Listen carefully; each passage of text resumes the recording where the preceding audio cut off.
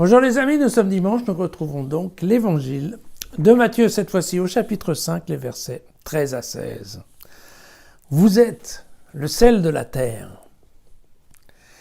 Si le sel perd sa saveur, comment redeviendra-t-il du sel? Il ne vaut plus rien. On le jette dehors et il est foulé aux pieds par les hommes. Vous êtes la lumière du monde. Une ville située sur une hauteur ne peut être cachée. Quand on allume une lampe, ce n'est pas pour la mettre sous le boisseau, mais sur son support, et elle brille pour tous ceux qui sont dans la maison. De même que votre lumière brille aux yeux des hommes, pour qu'en voyant vos bonnes actions, ils rendent gloire à votre Père qui est aux cieux. Voilà. Donc, encore une fois, c'est un message qui s'adresse à des disciples. Mais c'est aussi un message que Matthieu va adresser à sa communauté, car nous sommes en 85, et en 85, la communauté de Matthieu, elle n'est pas en forme, elle est en pleine crise. Crise de morale, crise de confiance, crise d'énergie, crise d'enthousiasme aussi, crise d'élan, vous voyez. Donc, typiquement, tous ces judéo-chrétiens en 85,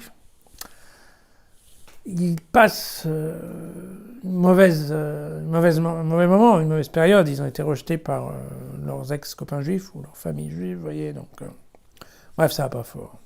Alors, quand on parle de cuisine, aussi quand on parle de nutrition, tout simplement des offrandes aussi dans le temple, eh bien vous voyez que le sel est un ingrédient qui donne non seulement du goût, mais qui en plus conserve. Voilà. On trouve bien ça dans le livre de Job. Vous savez, Job, c'est un prophète qui râle tout le temps contre Dieu, qui s'emporte un peu. Ce qui est fade se mange-t-il sans sel? Et y a-t-il du goût à la bave du pourpier? Mon gosier et les vomis, ce sont vivres immondes. Job explique que sans le sel, la nature qu'a fait le Seigneur, elle est quand même pas terrible à bouffer. Voilà. Alors dans la Bible, le sel est aussi symbole de pérennité. C'est pour ça qu'on dans le livre des Nombres, au chapitre 18, vous voyez, on parle d'une alliance consacrée dans le sel, pour donner l'idée d'une alliance indestructible. Alors, Luc, dans le passage équivalent, sera encore un peu plus direct avec les disciples, puisqu'il expliquera au chapitre 14, au verset 35, « Si le sel perd sa saveur, il n'est bon ni pour la terre ni pour le fumier, on le jette dehors. » Et en effet, oui, le sel, c'est un bon désherbant. Et une fois qu'il y a eu du sel dans la terre, il n'y a plus rien qui pousse, il suffit de regarder les bords de la mer Morte. Et puis également, si on rajoute du sel dans le fumier, eh bien ça bloque la fermentation méthanique, et donc vraiment, on ne peut rien faire du sel, si ce n'est le mettre par terre dans la cour et marcher dessus. Voilà.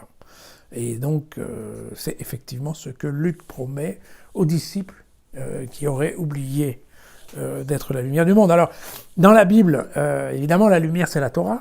Vous voyez, dans Isaïe 42, 6, voyez, c'est moi le Seigneur, je t'ai appelé selon la justice, je t'ai tenu par la main, je t'ai mis en réserve et je t'ai destiné à être l'alliance du peuple, à être la lumière des nations, à ouvrir les yeux aveuglés, à tirer du cachot le prisonnier, de la maison d'arrêt les habitants des ténèbres. Voilà. Mais aussi dans l'évangile de Jean, au chapitre 8, vous vous souvenez que Jésus dit « Je suis la lumière du monde. Celui qui vient à ma suite ne marchera plus dans les ténèbres. » Vous voyez, donc il y a bien cette histoire, voilà. Le message de Matthieu, c'est de dire quoi? C'est de dire la Torah n'est plus tout. Voilà. Maintenant, vous les disciples, vous les chrétiens, vous avez un rôle à jouer. Vous avez un rôle à jouer non seulement pour conserver et rendre savoureux le monde des hommes, faire en sorte qu'en effet, la planète soit agréable et que ça se passe bien. Et puis, en même temps, vous avez un rôle pour éclairer les hommes. C'est pas seulement la Torah maintenant qu'il faut suivre, c'est aussi les chrétiens, vous, l'assemblée des chrétiens, des disciples, tout ça. Donc vous voyez, et pour Matthieu, voilà, pour Matthieu, lui, il rajoute l'histoire des bonnes œuvres, parce que pour Matthieu, c'est important, les bonnes œuvres, comme ça sera exactement pour l'Église catholique, et puis peut-être un tout petit peu moins pour les protestants, mais ça c'est un détail. Vous voyez que très clairement pour Matthieu, il y a bien le passage de l'Ancien Testament, de l'ancienne religion juive, à la nouvelle dans lequel en effet, il n'y a pas que les textes, il y a aussi le comportement et l'exemple que donne l'Église, en fait. Voilà. À demain.